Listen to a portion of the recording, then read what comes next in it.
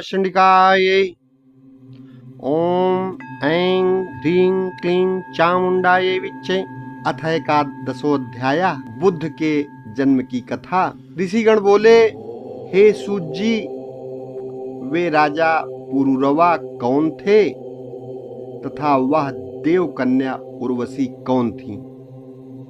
उस मनस्वी राजा ने किस प्रकार संकट प्राप्त किया? हे लोम हर्षण तनय, आप इस समय पूरा कथानक विस्तार पूर्वक कहें। हम सभी लोग आपके मुखारविंद से निःसृत रसमयी वाणी को सुनने के इच्छुक हैं। हे सूत जी, आपकी वाणी अमृत से भी बढ़कर मधुर एवं रसमयी है। जिस प्रकार देवगण अमृत पान से कभी तृप्त नहीं होते, उसी प्रकार आपके कथा श्रवण से हम तृप्त नहीं होते। सूत जी बोले, हे मुनियों, अब आप लोग उस दिव्य तथा मनोहर कथा को सुनिए जिसे मैंने परम श्रेष्ठ व्यास जी के मुख से सुना है। मैं उसे अपनी बुद्धि के अनुसार वैसा ही कहूंगा। सुरगुरु बृहस्पति की पत्नी का नाम तारा था। वह रूप यौवन से संपन्न तथा सुंदर अंगों वाली थी।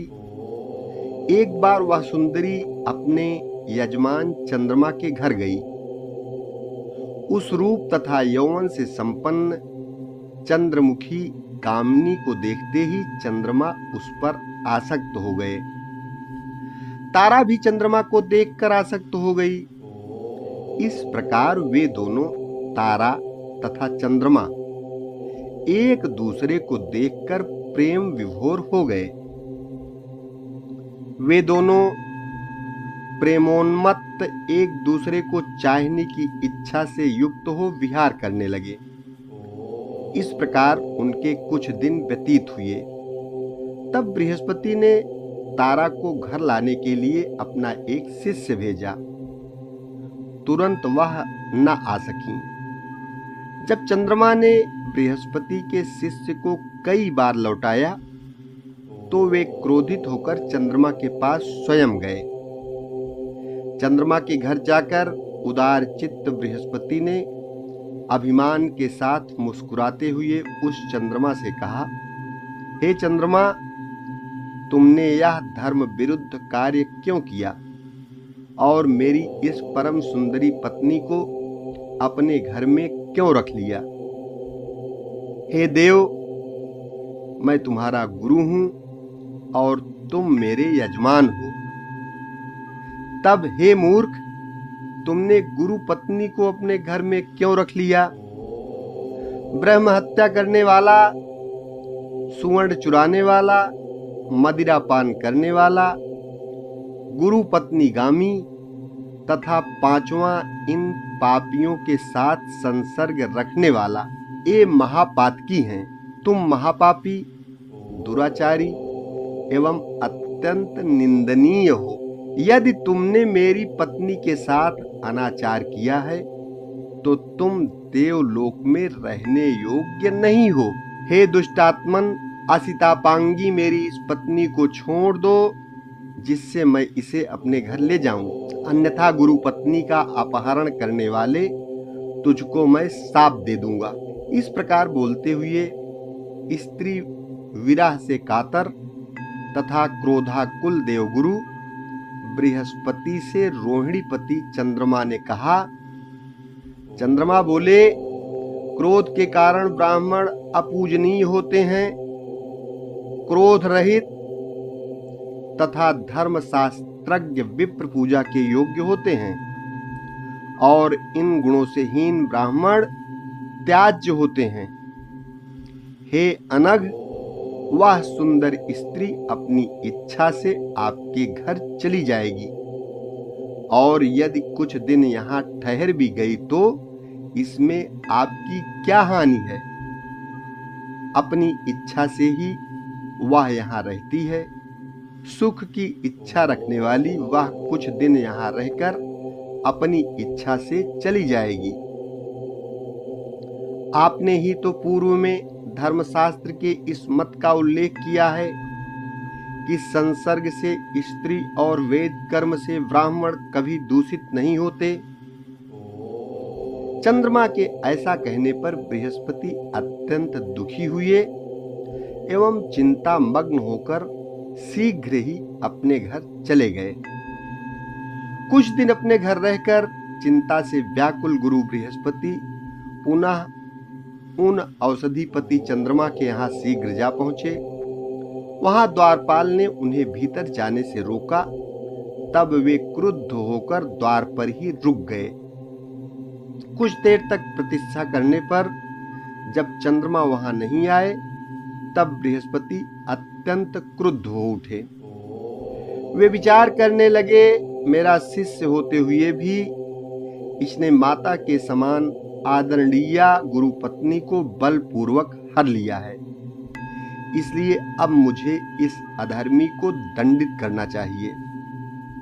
तब बाहर द्वार पर खड़े बृहस्पति ने क्रोध के साथ चंद्रमा से कहा, अरे नीच पापी देवाधम, तुम अपने घर में निश्चिंत होकर क्यों पड़े हो? मेरी स्त्री शीघ्र मुझे लौटा दो, अन्यथा मैं तुम्हें शाप दे दूंगा। यदि तुम मेरी पत्नी नहीं दोगे तो मैं तुझे अभी अवश्य भस्म कर दूंगा। सूत जी बोले, बृहस्पति के इस प्रकार के क्रोध भरे वचन सुनकर द्विजराज चंद्रमा शीघ्र ही घर से बाहर निकले और हंसते हुए उनसे बोले, आप इतना अधिक क्यों बोल रहे हैं? सर्वलक्षण संपन्न वह असितापांगी आपके योग्य नहीं है। हे विप्र, आप अपने समान किसी अन्य स्त्री को ग्रहण कर लीजिए। ऐसी सुंदरी भिक्षुक के घर में रहने योग्य नहीं है। यह प्रायः कहा जाता है कि अपने समान गुण संपन्न पति पर ही पत्नी का प्रेम स्थिर रहता है। अपने इच्छानुसार अब आप चाहे जहां चले जाएं, मैं इसे नहीं दूंगा। आपका शाप मेरे ऊपर नहीं लग सकता। हे गुरु, यह रमणी आपको नहीं दूंगा। अब आप जैसा चाहें वैसा करें। सूत जी बोले, चंद्रमा के ऐसा कहने पर देवगुरु बृहस्पति रुष्ट होकर चिंता में पड़ गए और वे कुपित होकर शीघ्रता से इंद्र के भवन चले गए। वहां स्थित देवगुरु बृहस्पति को दुख से व्याकुल देखकर इंद्र ने पाद्य, अर्घ्य तथा आचमनीय आदि से उनकी विधिवत पूजा करके बैठाया।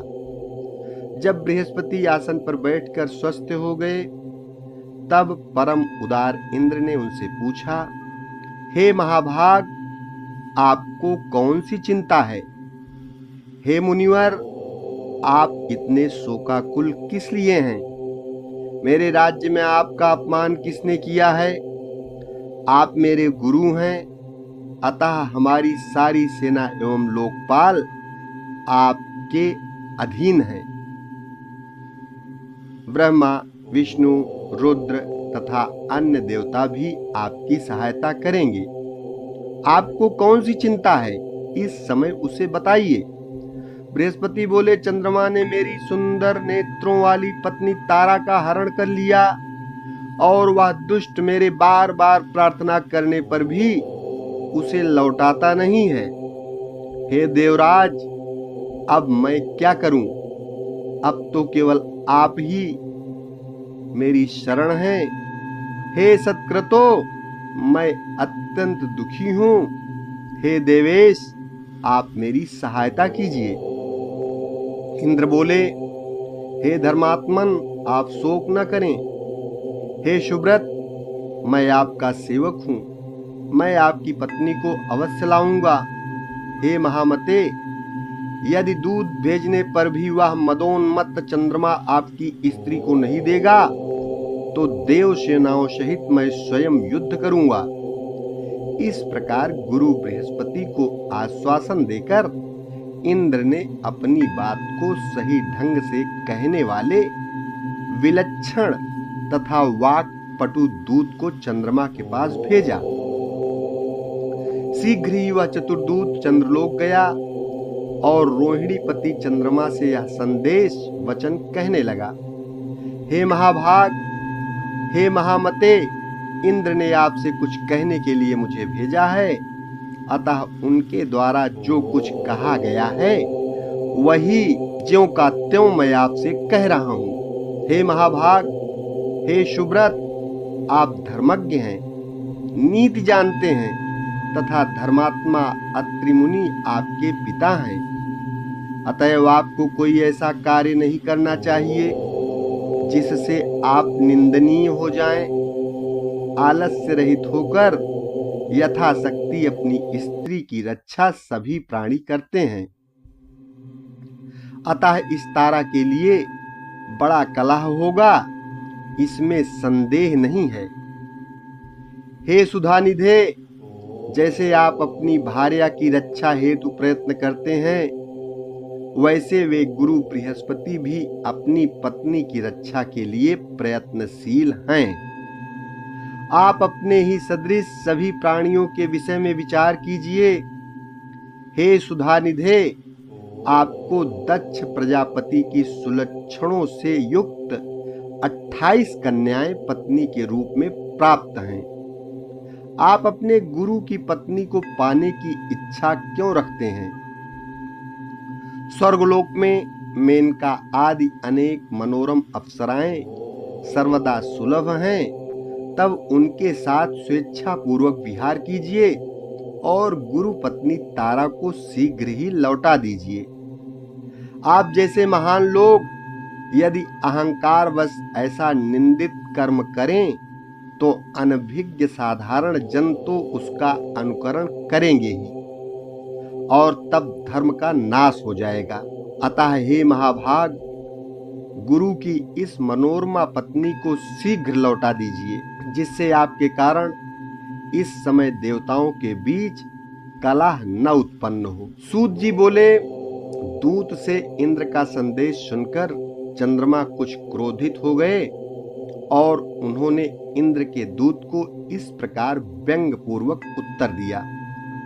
चंद्रमा बोले, हे महाबाहो, आप धर्मज्ञ हैं और स्वयं देवताओं के राजा हैं। आपके पुरोहित बृहस्पति भी ठीक आपकी तरह हैं और आप दोनों की बुद्धि भी एक समान है।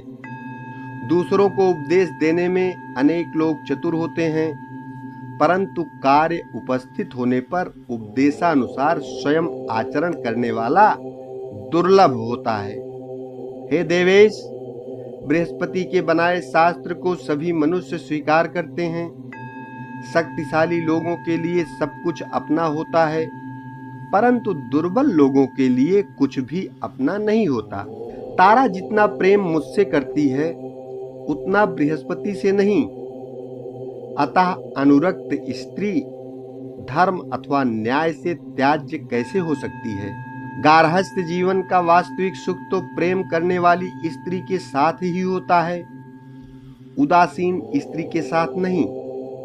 इसलिए हे दूत, तुम जाओ और इंद्र से कह दो कि मैं इसे नहीं दूंगा।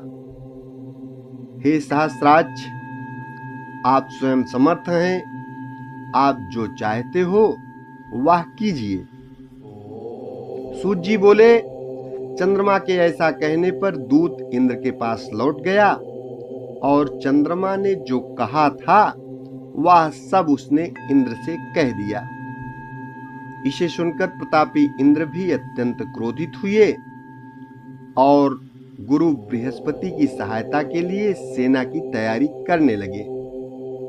दैत्य गुरु शुक्राचार्य चंद्रमा तथा देव गुरु के विरोध की बात सुनकर बृहस्पति से द्वेष के कारण चंद्रमा के पास गए और उनसे बोले कि आप तारा को वापस मत कीजिए। हे महामते, हे मान्य, यदि इंद्र के साथ आपका युद्ध छिड़ जाएगा तो मैं भी अपनी मंत्र शक्ति से आपकी सहायता करूंगा। गुरु पत्नी से अनाचार की बात सुनकर और शुक्राचार्य को बृहस्पति का शत्रु जानकर शिव जी भी बृहस्पति की सहायता के लिए तैयार हो गए। तब ताड़कासुर के साथ हुए युद्ध की भांति देव दानवों में संग्राम छिड़ गया। यह युद्ध बहुत वर्षों तक चलता रहा। देव दानवों का यह संग्राम देखकर प्रजापति ब्रह्मा जी हंस पर सवार होकर उस क्लेश की शांति के लिए रणस्थल में शीघ्र पहुंचे। तब ब्रह्मा जी ने चंद्रमा से कहा कि तुम गुरु बृहस्पति की पत्नी लौटा दो, नहीं तो भगवान विष्णु को बुलाकर मैं तुम्हें समूल नष्ट कर दूंगा। तत्पश्चात लोक पितामह ब्रह्मा जी ने भृगुनंदन शुक्र को भी युद्ध से रोका और उनसे कहा, हे महामते, दैत्यों के संग से क्या आपकी बुद्धि अन्याय युक्त हो गई है? तत्पश्चात ब्रह्मा जी की बात सुनकर शुक्राचार्य चंद्रमा के पास गए। उन्होंने चंद्रमा को युद्ध से रोका और कहा कि तुम्हारे पिता ने मुझे भेजा है, तुम अपने गुरु की पत्नी को तत्काल छोड़ दो। सूत जी बोले, शुक्राचार्य की वह अद्भुत वाणी सुनकर चंद्रमा ने बृहस्पति की गर्भवती सुंदरी प्रिय भार्या को लौटा दिया। पत्नी को पाकर देवगुरु बड़े प्रसन्न हुए और आनंद पूर्वक अपने घर चले गए। तत्पश्चात सभी देवता और दैत्य भी अपने अपने घर चले गए। पितामह ब्रह्मा अपने लोक को तथा शिव जी भी कैलाश पर्वत पर चले गए। इस प्रकार अपनी सुंदरी स्त्री को पाकर बृहस्पति संतुष्ट हो गए। तदनंतर कुछ दिनों के बाद तारा ने शुभ दिन तथा शुभ नक्षत्र में गुणों में चंद्रमा के समान ही सुंदर पुत्र को जन्म दिया। पुत्र को उत्पन्न देखकर देवगुरु बृहस्पति ने प्रसन्न मन से उसके विधिवत जात कर्म आदि सभी संस्कार किए। हे श्रेष्ठ मुनियों, चंद्रमा ने जब सुना कि पुत्र उत्पन्न हुआ है, तब बुद्धिमान चंद्रमा ने बृहस्पति के पास अपना दूत भेजा और कहलाया, हे गुरु, यह पुत्र आपका नहीं है, क्योंकि यह मेरे तेज से उत्पन्न है। तब आपने अपनी इच्छा से बालक का जात कर्मादि संस्कार क्यों कर लिया? उस दूत का वचन सुनकर बृहस्पति ने कहा कि यह मेरा पुत्र है, क्योंकि इसकी आकृति मेरे समान है, इसमें संदेह नहीं। पुनः दोनों में विवाद खड़ा हो गया और देव दानव मिलकर फिर युद्ध के लिए आ गए और इस प्रकार उनका बहुत बड़ा समूह एकत्र हो गया। उस समय शांति के अभिलाषी स्वयं प्रजापति ब्रह्मा जी पुनः वहां पहुंचे और रणभूमि में डटे हुए युद्धोत्सुक देव दानवों को उन्होंने युद्ध से रोका। धर्मात्मा ब्रह्मा जी ने तारा से पूछा, हे कल्याण, यह पुत्र किसका है? हे सुंदरी, तुम सही सही बता दो, जिससे यह कलह शांत हो जाए। तब असितापांगी सुंदरी तारा ने लजाते हुए सिर नीचे करके मंद स्वर में कहा, यह पुत्र चंद्रमा का है। ऐसा कहकर वह घर के भीतर चली गई। तब प्रसन्न चित्त होकर चंद्रमा ने उस पुत्र को ले लिया। उन्होंने उनका नाम बुध रखा। पुनः वे अपने घर चले गए। तत्पश्चात ब्रह्मा जी अपने लोक को तथा इंद्र सहित सभी देवता भी चले गए। इसी प्रकार प्रेक्षक भी जो जहां से आए थे, वे सभी अपने अपने स्थान को चले गए। हे मुनिजन, इस प्रकार गुरु के क्षेत्र में चंद्रमा से बुद्ध की उत्पत्ति का यह वृत्तांत, जैसा मैंने पूर्व में सत्यवती पुत्र व्यास जी से सुना था, वैसा आप लोगों से कह दिया। इति श्रीमद्देवी भागवते महापुराणे अष्टादश सहस्रयाम संहितायाम प्रथम स्कंधे बुद्धोत्पत्तिर्नामैकादशोऽध्यायः। ओम नमः चंडिकाय। 12वां अध्याय अगले भाग में।